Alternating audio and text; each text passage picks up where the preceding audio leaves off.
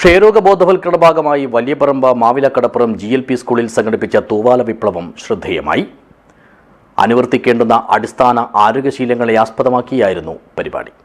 This news sponsored by Manual Silks, Mega Mall, Main Road, Kanyanad, also at Kannur, Irati and Pattambi.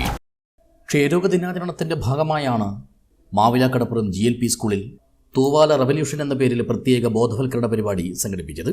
Junior health inspector വിവേകിന്റെ അധ്യക്ഷതയിൽ സ്കൂളിലെ പ്രധാനാധ്യാപിക K. Anitha പരിപാടി ഉദ്ഘാടനം ചെയ്തു.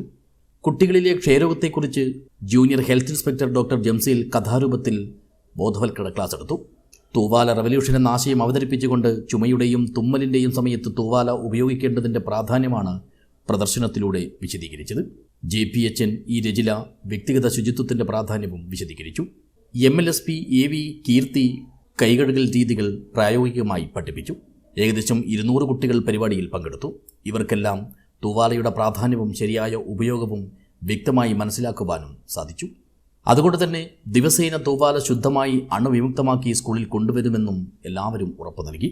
പരിപാടിയിൽ CV Bindu നന്ദി പറഞ്ഞു. News bureau, Cheruvathur.